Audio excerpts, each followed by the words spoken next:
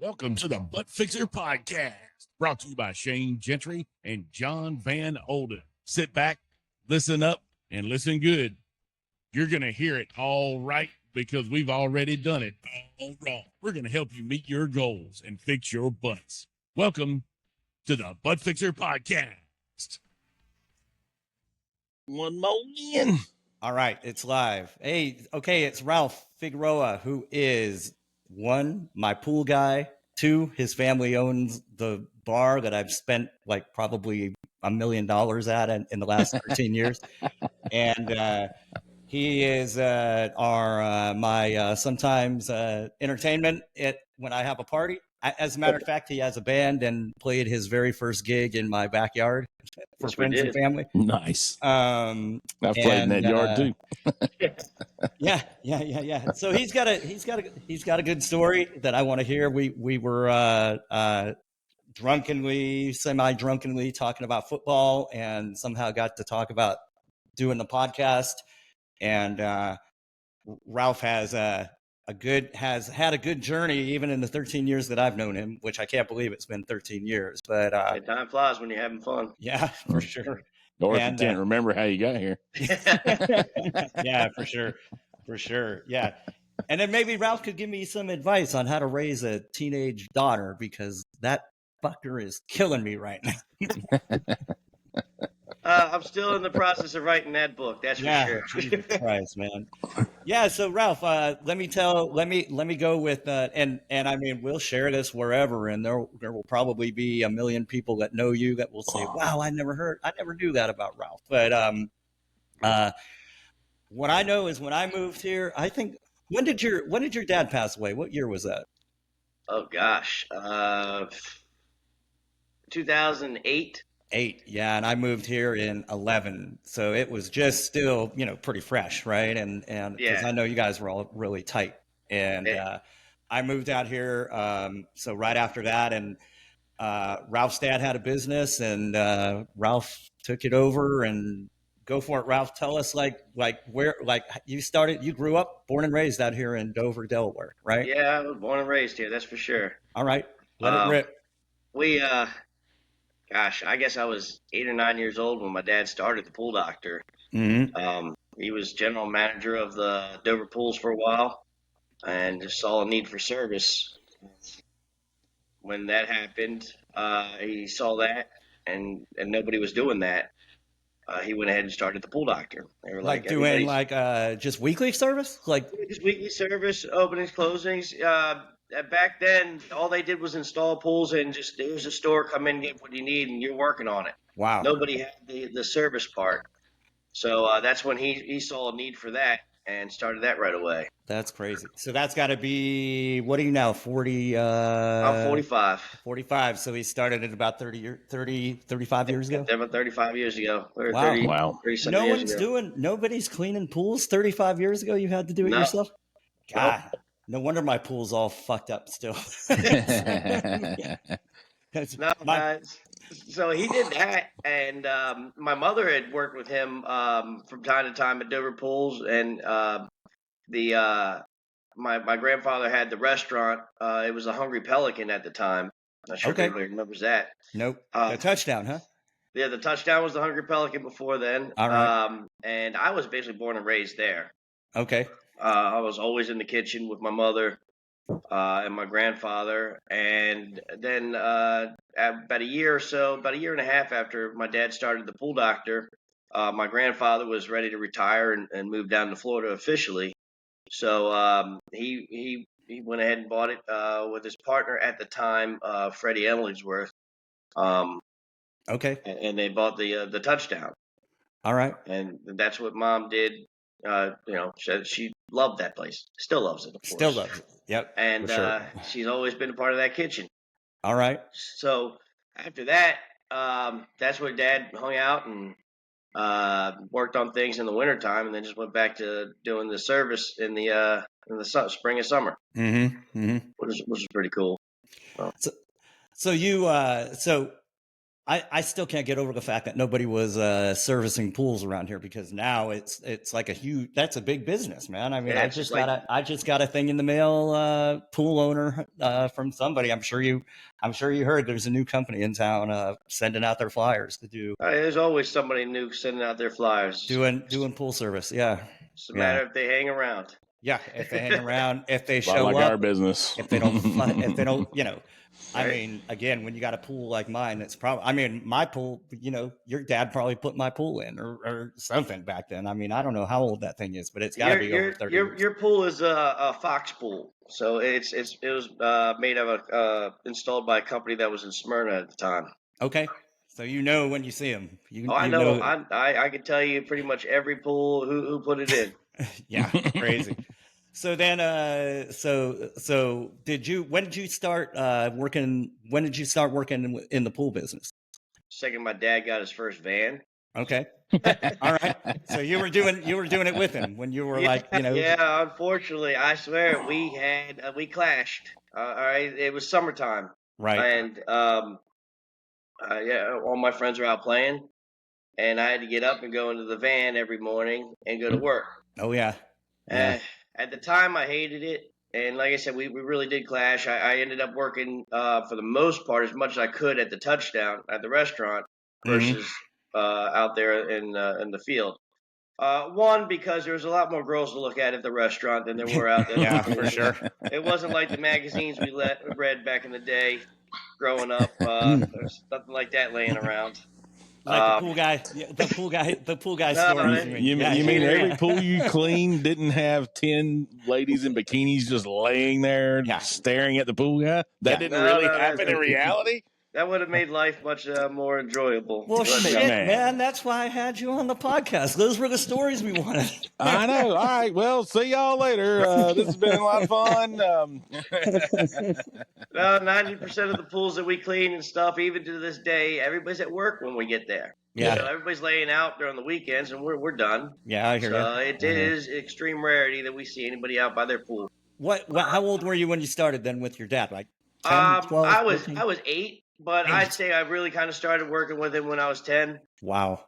And I guess when 16 hit, I pretty much had 2 jobs every day: the pool doctor and the touchdown. And Right. then once 18 hit, that was it. It was full work, day and night for a little over 20 years At the pool doctor. at the pool doctor, and I'd get the pool doctor at 7 a.m. Usually done around 4, and at work between 5 and 6 o'clock, and then done and out of there at 1 o'clock, and then back at it again. Ooh. Crazy. And how big did your dad grow it from starting it from no one was ever doing service? I mean, my dad was simple. He did what he could do. At one time, he had one other crew working with him, just helping do the liner drops, the liner replacements. We didn't build any pools with him. I take that back. We built 2.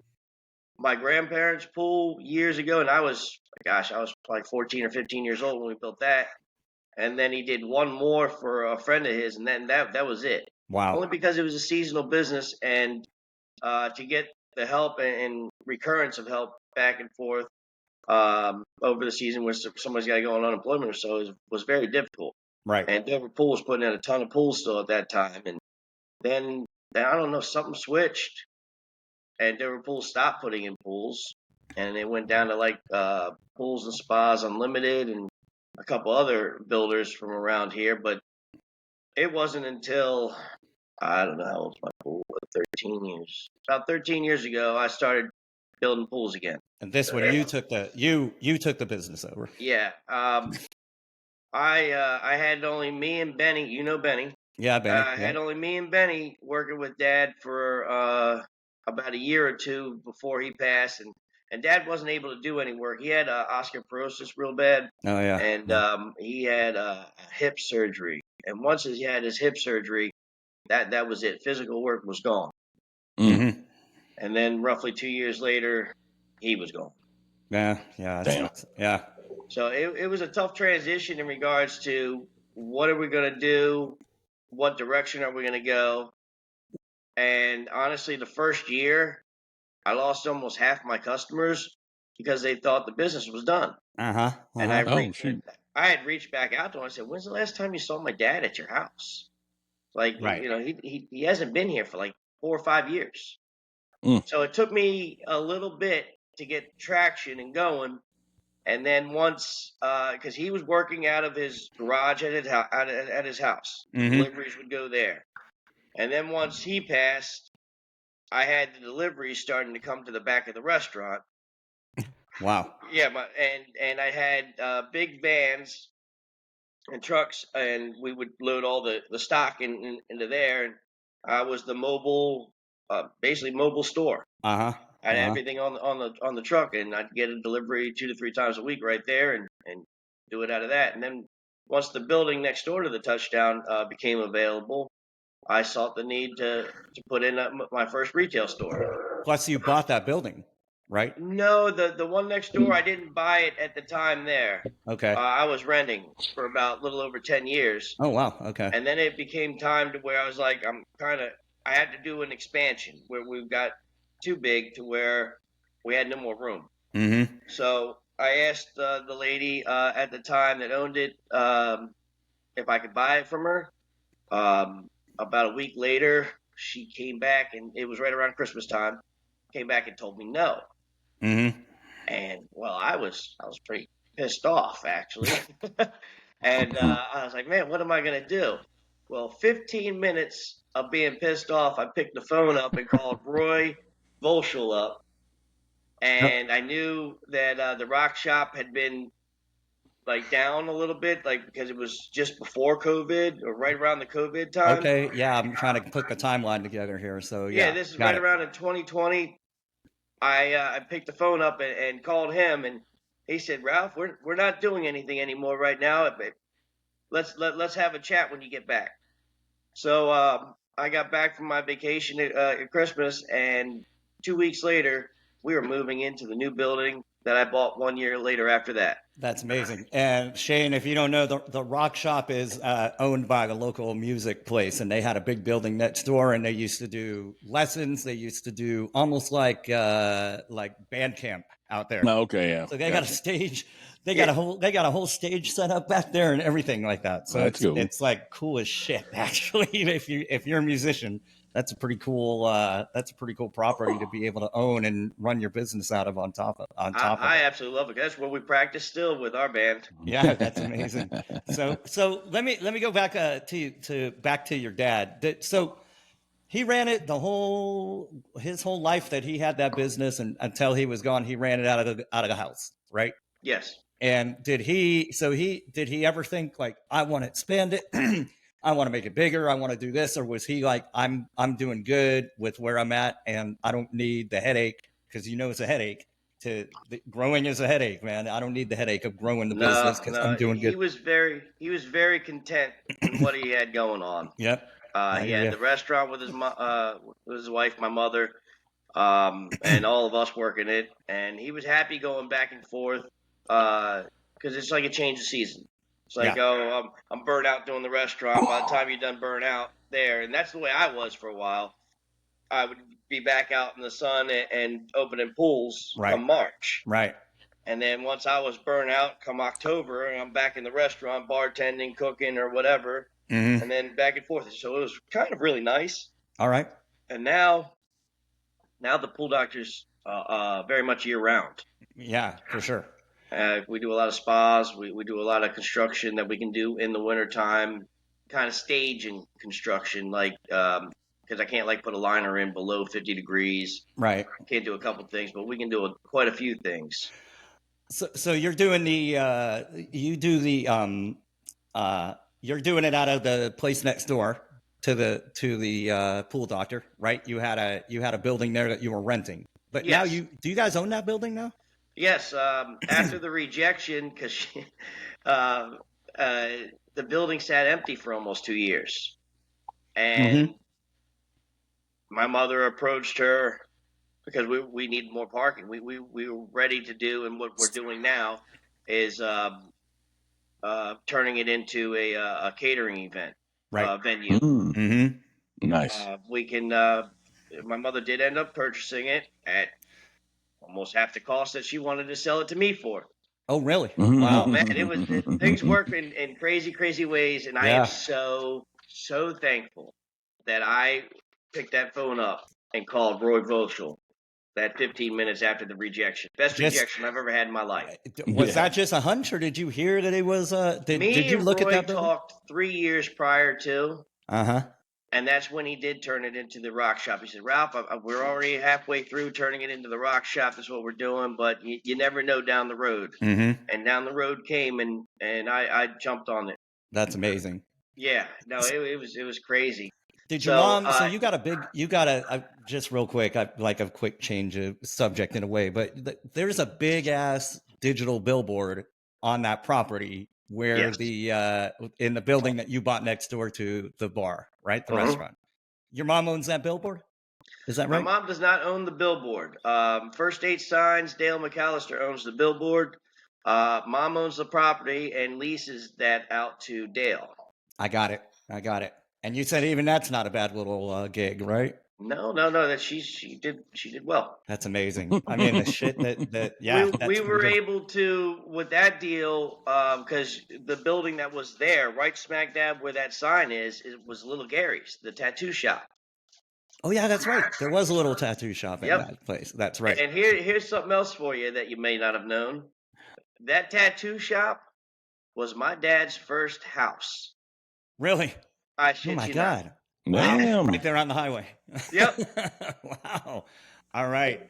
So that's just, is that how we ended up in the restaurant? Getting the restaurant? Or No, is that it just was how all it worked out? just weird how it all worked out. His family, my grandparents lived in Rodney Village, and my sister, still to this day, which she just sold the house. Everything's supposed to be good and copacetic come November. She's moving.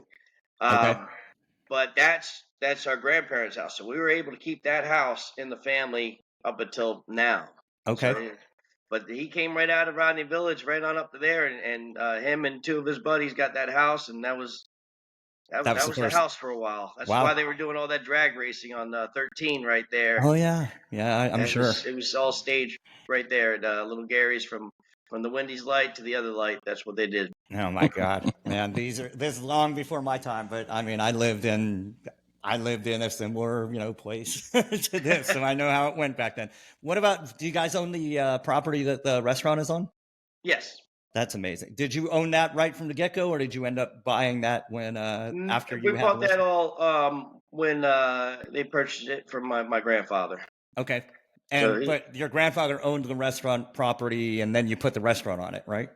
Yeah, well, yeah, he owned the restaurant and the property. Yeah. See, originally that place was a Burger Chef back in 1964, and then my grandfather came down from Jersey and brought the franchise Arthur Treacher's Fish and Chips. Oh yeah, I remember that.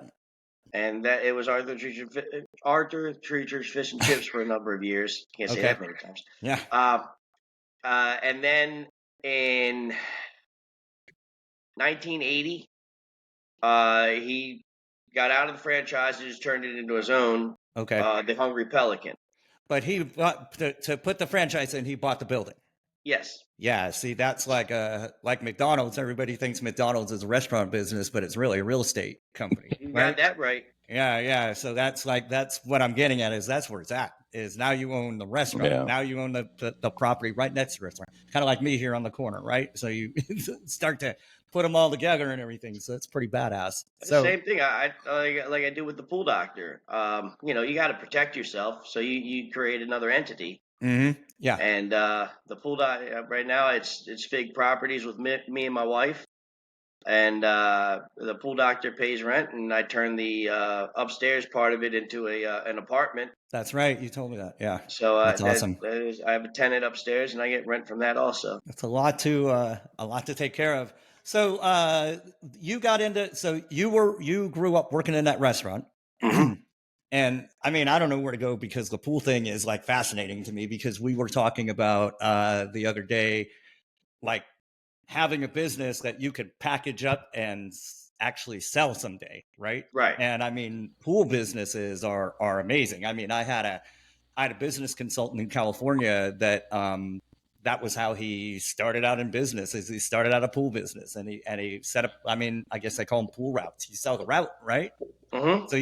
So you have customers you could sell. Whereas my business, I don't have, if you're my customer, I don't get you as a repeat customer. If you're my repeat customer, I've failed in some way. There's not a recurring type revenue as a dog trainer. You train the dog, you're done, Right. so you have the brand, people refer you, but you don't get the same customer over and over again. With the pool, you get the same customer over and over again. Not to mention, if I sold my house, it's entirely possible. I mean, I'm going to give them your name to come over and keep taking care of the pool, right? So, Right. that is a huge. I mean, what do you have? What do you have now? Tell me, like, how many trucks are in your fleet? We have 7 trucks. 7 trucks, and you have heavy equipment.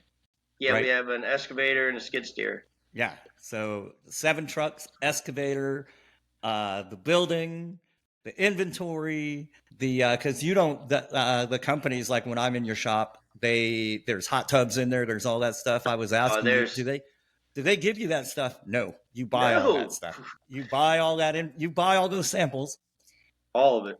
Put it all together, put it in your shop and everything. That's wild, man. It's a rarity you get anything. Back in the day, you used to get some stuff. Some things you can get consignment, not even close to getting consignment. And you really had to put a lot of money out to show a good storefront. That's wild. And so I'm just thinking, and then I have another question, but I'm just thinking that, like, from where your dad started it to where it's sitting at right now, I mean, he'd probably look at it from what you're telling me and be like, dude, that's a lot of fucking work. I'm proud of you. But that's a lot of work, man. That's a lot more than I wanted to do. I just wanted to cruise around half a year, clean some pools, and hang out at the restaurant, right? You nailed it. Yeah. And you got it. Like, you just have the drive to, you have the drive to keep going. We were talking about, I was like, dude, you ought to sell that thing. You're like, I'm not ready to sell it. You got years. You still got some years in you that you want to keep building it, right? I do. I have some employees that's been with me for a number of years. Not Benny. Benny's almost on the cusp of retirement finally. Well, he keeps telling me he's retiring, and then next thing I know, I see him in my backyard digging, doing something. Hey, he is something else. I swear. I don't think for a second that I would be where I am with the pool doctor without Benny. Yeah, I'm sure. Because he never left my side. Still hasn't left my side. He's one of my absolute best friends, and he's, you wouldn't think it, but he's pretty brilliant. Yeah, I've talked to him, but he's the kind of guy you look at him, you're like, what's up with this guy, right? Mm-hmm. But yeah.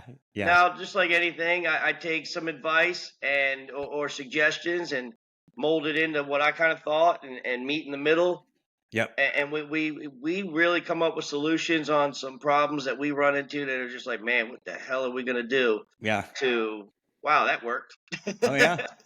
I remember you guys wrestling my pool, changing out the liner, and all the trouble you had because of the water table and everything. Yeah. Oh God, yeah. That was crazy. The whole back waterfront wanted to come in on us. Yeah. They took that, Shane. They took the liner out of my pool, and it started filling up with pond water. Yeah, shit. He had no well point or none that we could find anywhere. I think they were pumping water out while trying to put the liner in, but it did save me like $1,000 in water because you pumped pond water in. Yeah, we filled your pool with the pond. It was like black. Started out black. I'm like, man, there's some serious chemicals in that thing to clean that up, man. That's kind of one of the questions I had was like, what's the learning curve on like keeping it, because I mean everybody wants their water just right and yada yada yada and people peeing in it or whatever. How much does that take to kind of get a good grasp on that where you can just walk in and get the pH right, or are you doing salt or is it chlorine or? Well, you hit it all there. It really all depends on what you have going on. So let's just use Johan's pool for example. He's got a large body of water. He really does. Your pool, Johan, is what, roughly 30. 28,000 gallons. Mm-hmm. Mm-hmm.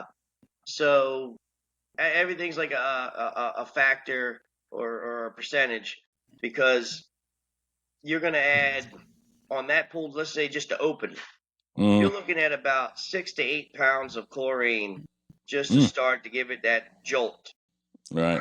In the beginning of the season, and then you're looking at about 5 to 6 pounds of stabilizer, and that's just opening it and getting it ready to where hopefully we can see the bottom, everything's clear, and we just want to kill everything in there.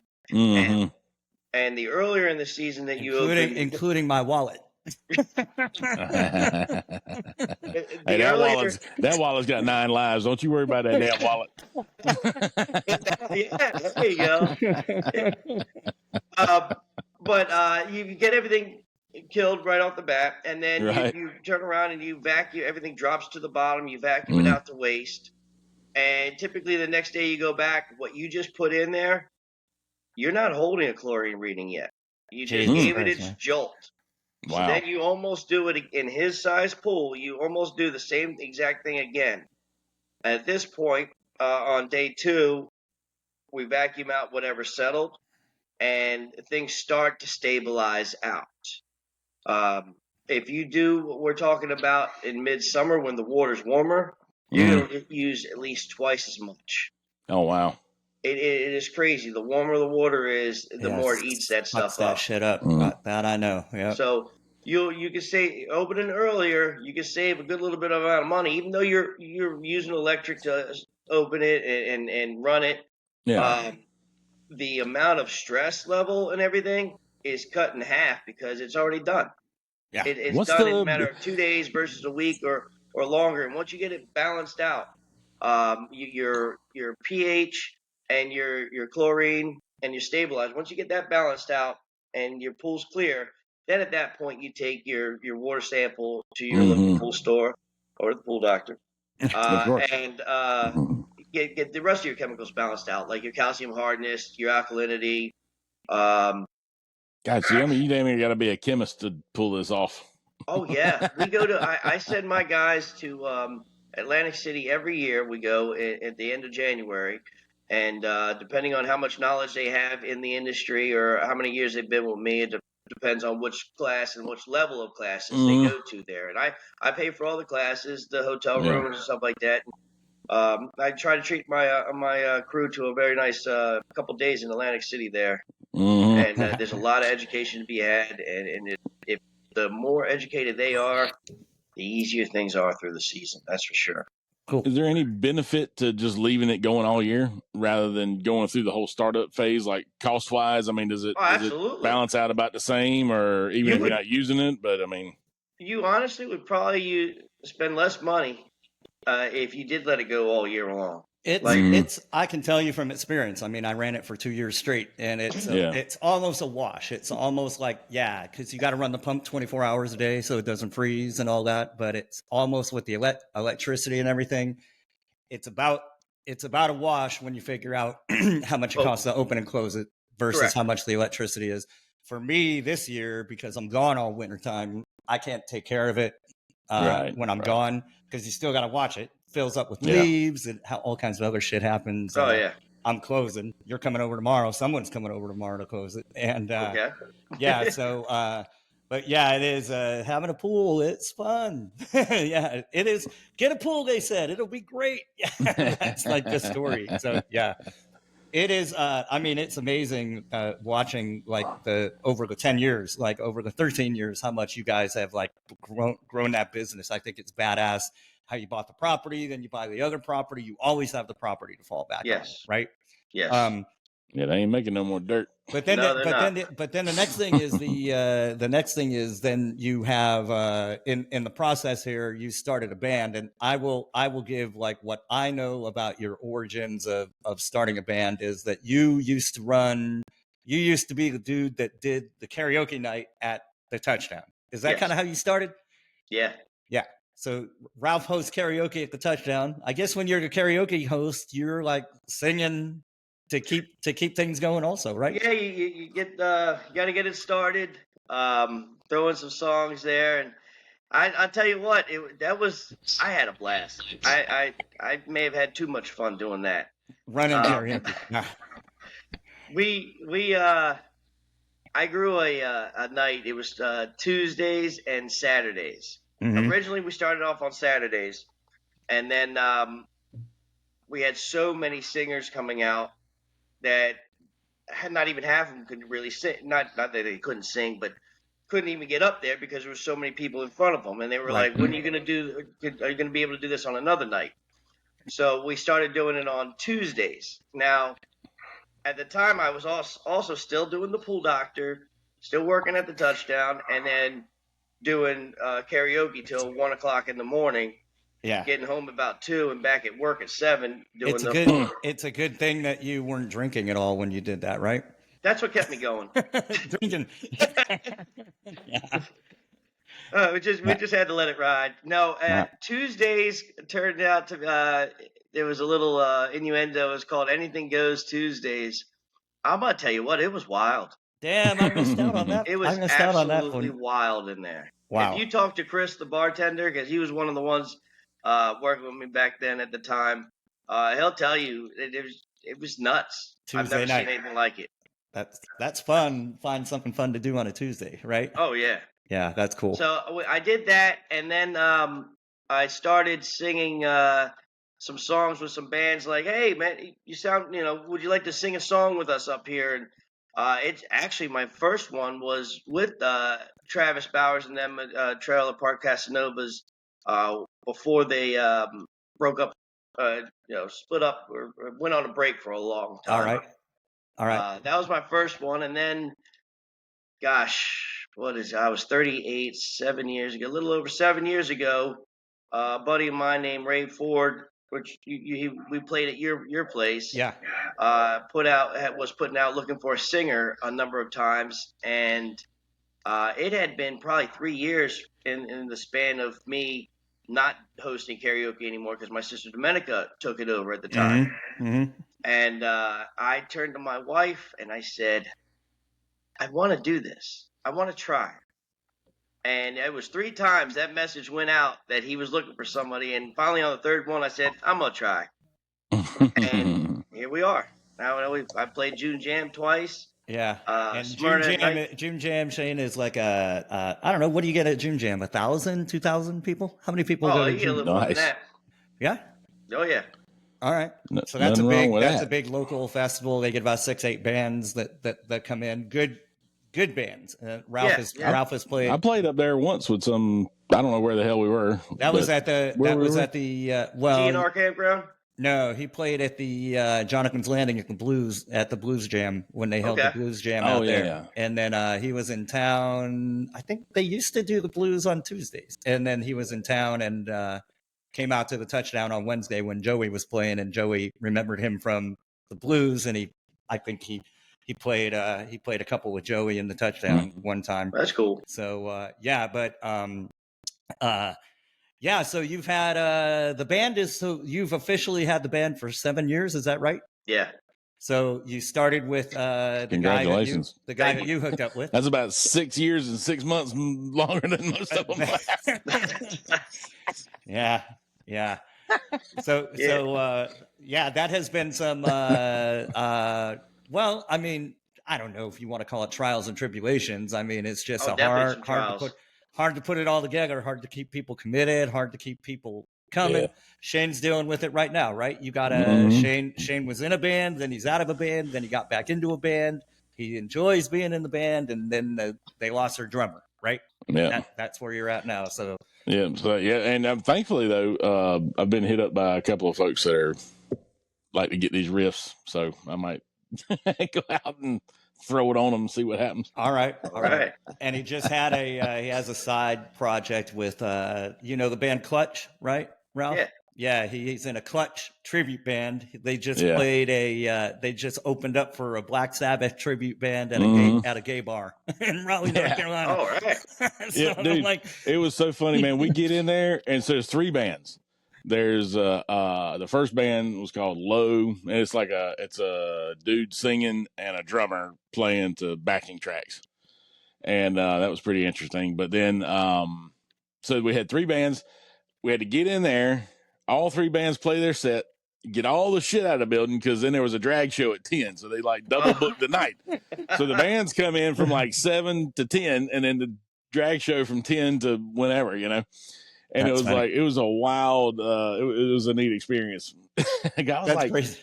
I was like, I just didn't know Clutch had a big gay following, you know, or Black Sabbath for that matter. And, but it wasn't that at all. It was just the guys that booked the show have played that venue before and booked us. But it was like, as soon as we got there, the first thing out of their mouth was like, y'all got to hurry and get the hell out of here. We got a drag show tonight. And I was like, well, why'd you book the bands? That's crazy. Did you have any crossover people coming for the drag show, but they show up early, so they're hanging for yeah. Nobody came to see us, dude. We're a Clutch tribute band in the middle of downtown Raleigh doing our first show at a gay bar that nobody knows about. I mean, it was the bartender and the sound guy and a couple other people, and the professionals that are in there front loading before the drag show. Might as well watch you guys. You guys should have put a dress on, man. I know. I've played without one before. I don't know. I've never played in one. Yeah. We gotta get that story out there, Shane. I'm telling you, he's embarrassed. But yeah. I'll tell you at the bar one time, Ralph. Shane's. So where do you guys all play? Yeah. Where? I mean, do you guys travel out of the state or anything, or are you just we haven't traveled out of the state yet. We had an opportunity last year's bike week. We had an opportunity to play down at Shorebird Stadium, and then at that point, we were starting to play a few too many places out, and we lost our guitar player at the time. Yeah. So I had to turn around, instead of saying yes, we can do it, to, oh man, not only can we not do it, now I got to find a guitar player. Yeah. So doing covers, I assume. Yeah, we do covers. I've got a few songs I've written, but we've not made. It's been it was a year and a half. We've not made it to the point to where it's time to put that out on the table yet again. Yeah. Just trying to get the other guitar player up to speed, and now we'll just work on it. I did it the opposite way. I never learned a cover song my entire career. Oh, there you go.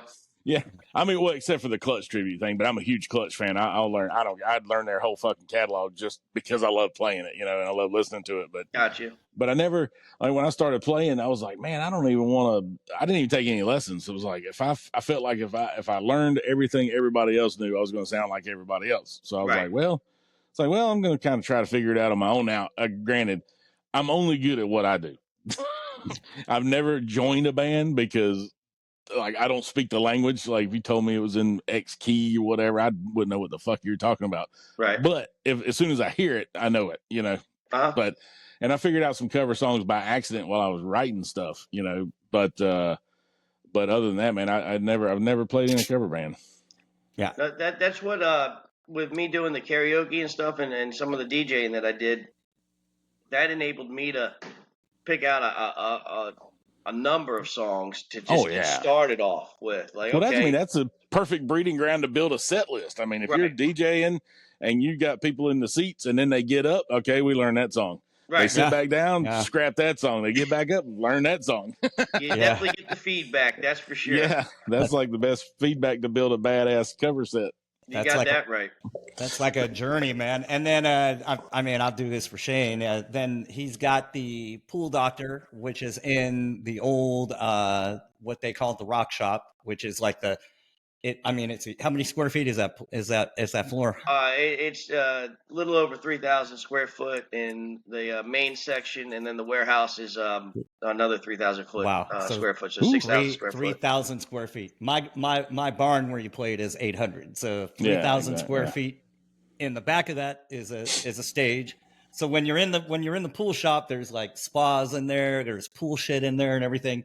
And in the dark in the back, you look back there and there's a drum kit set up on a stage. I think you got your lighting set up in there, don't you? So we got the lighting set up there, got the banner in the backdrop. It is an unbelievable conversation piece for anybody coming in, where like they're one person, they're waiting in line basically to get checked out, and you can just have conversation like, oh, who's in the band? And it's just It's wonderful in there. It really is. This is the winning idea. I'm sure you've had it already, but I don't think it could ever happen. But you should resurrect Anything Goes Tuesdays, because you used to do you practice in the pool shop on Tuesdays. Mm-hmm. Are you doing it every Tuesday? Still, for the most part, yes. Right now, this Tuesday, Gary is out of town on vacation with his family, and then next week, Phil's and Domenica's out of town on vacation. They're both going to Florida, just different weeks. So we got 2 weeks off. All right, but normally they practice on Tuesdays. Normally we practice they're on always Tuesdays. like, by the way, I'm Johan. You've been there, right? Sometimes. I've not made it. I'm always on a Tuesday. I've not made it, but anybody shows up on a Tuesday, they bring beer, they bring a chair, they sit out there and they play their set and everything. But you ought to open up the, heat the hot tubs, and put all that shit in there, and have a giant indoor wintertime wild ass pool party. I do have the hot tub heated. We just filmed a commercial yesterday. Okay. And the pool, because I got an indoor pool in there. It's not heated, but I can heat it. Dude, that would be pretty amazing. I mean, the cleanup would be, well, you know how to clean it up, but the cleanup would be to have that in the wintertime, a big ass indoor live band. You'd probably bring 3 or 4 other bands in there. Probably. Could be an all day crazy. I'll come open for you. Right? Hey, God, I'd love to have you there. Hey, you got to figure out how to get your liquor license so you can sell. You get some little blue shots or something. Call it pool water or something. Yeah. Blue, can I get your chlorine flight? Chlorine flight.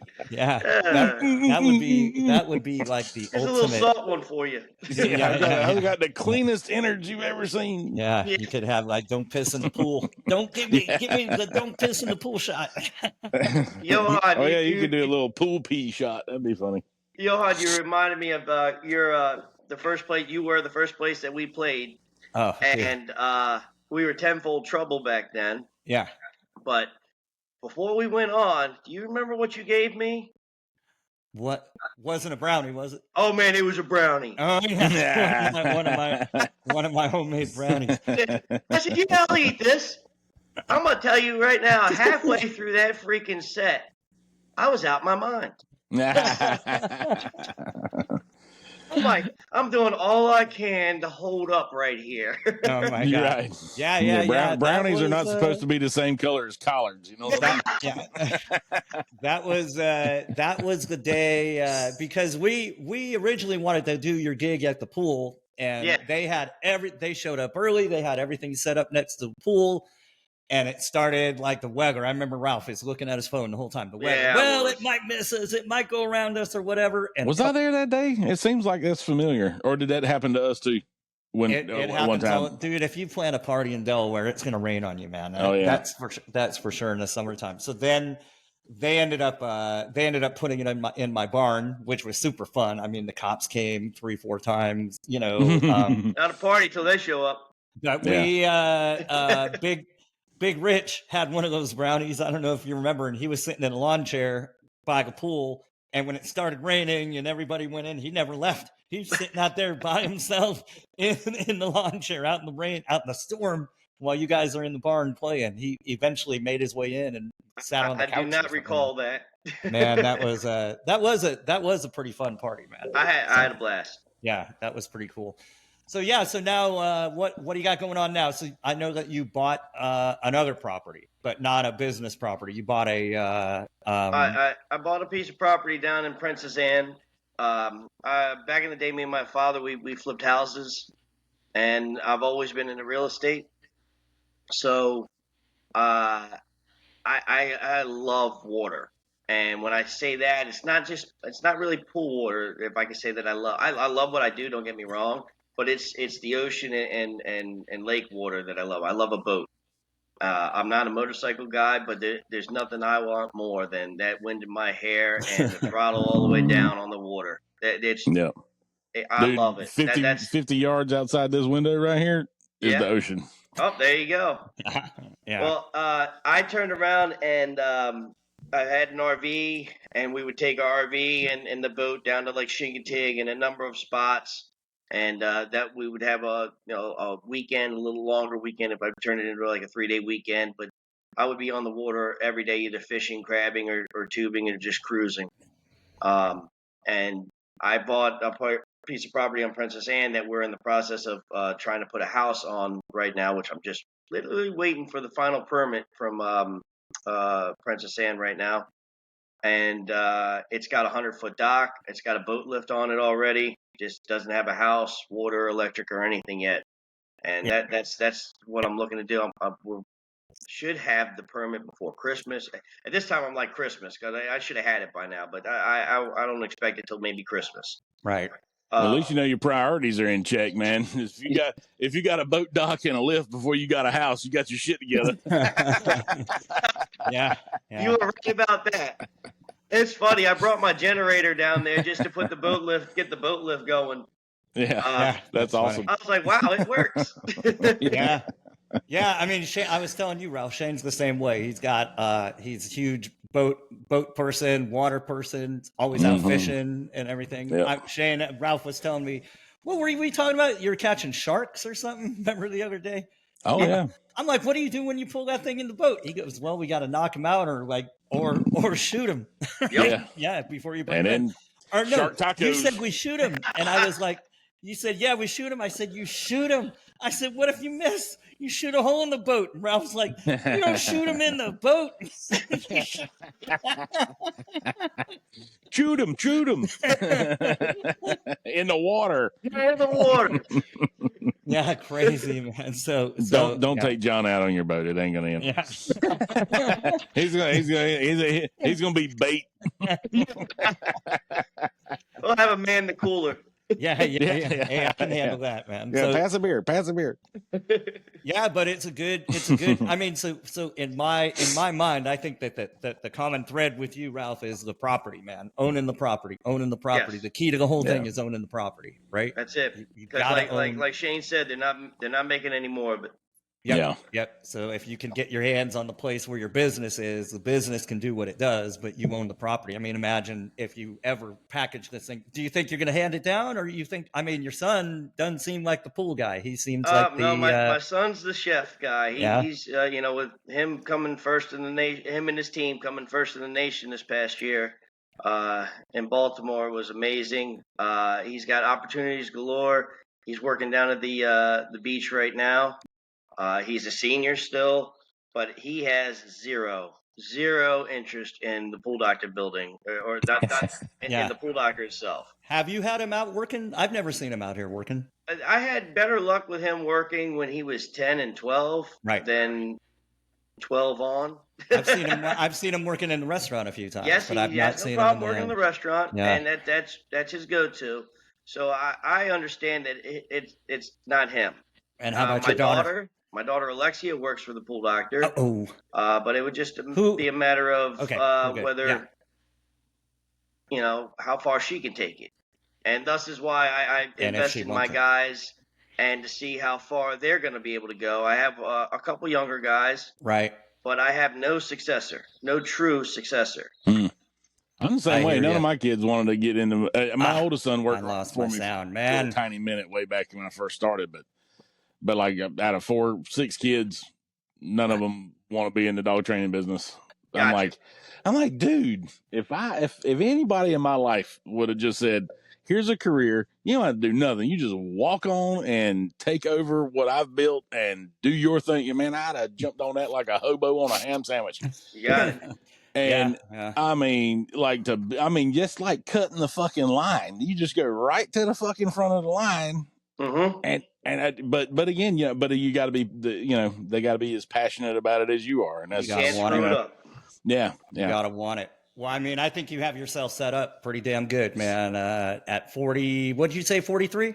45. 45, man. 45 years old. You're killing it. So I'm super proud of you to see how far you've gone in these years, man. Thank you, man. I really appreciate that. To see what you've built, how many people you help, how many people you employ. How many employees you got between the restaurant and the pool doctor? Oh my. The pool doctor's 18, the restaurant's 25. 48. 48 Wow. employees, man. That is something else. So yeah, That's pretty cool. That's And really right there where something. y'all are at, I mean, that's a pretty significant chunk of, people. Like Yeah, it right there where is. you're, I mean, that's this little small area you guys are in right there. Well, I mean, from, I don't know. I'd go to his house and your bar, and that's it. Yeah. That's about all of Delaware I've seen. So That's almost all of Delaware I've Well, seen. What else is there? Next time you come into town, we'll get together. We'll go see a little bit more of Delaware. Yeah. We'll bring him out. Bring him out on a Tuesday night. Come sit in with you guys or something. Oh yeah. That'd be fun. Yeah, that's cool, man. Well, yeah. Hey, thanks, Ralph, to jump on here, give us some content. You're very welcome. Everybody start somewhere. We'll throw this up there. See what you share it. Let people hear part of your story. Some people know it, some people don't. I didn't know you had Benny with you from day one. Yeah, So that's he did 25 years with the city, and he's had roughly 20 years with me. Wow, that's insane, man. Benny, nice. Yeah. And always saying he's every winter. He's like, I'm retiring. Like I said, next thing you know, I see him out there. So that's cool, man. It'll be Benny, I'm retired Reed when he's all said. Yeah, for sure, man. So yeah, but thanks, Ralph. I appreciate it. And we'll when we get this up, probably be next week sometime. I'll shoot you a link and all that. Please do, buddy. And the last thing is keep your thing. The way we sign off all the time, keep your computer open. I'm going to hit stop. Keep your computer open for a quick moment. On the right, it'll say that your thing is uploading so we don't lose it. So at least it's on my right. I don't know. So thanks again. I'm going to stop here. Stop. Thank you for listening to this edition of the Butt Fixer Podcast. Stay tuned for more guests, more stories, and more butt fixes. Make sure you click, like, subscribe, and follow at all of the places where you stream podcasts.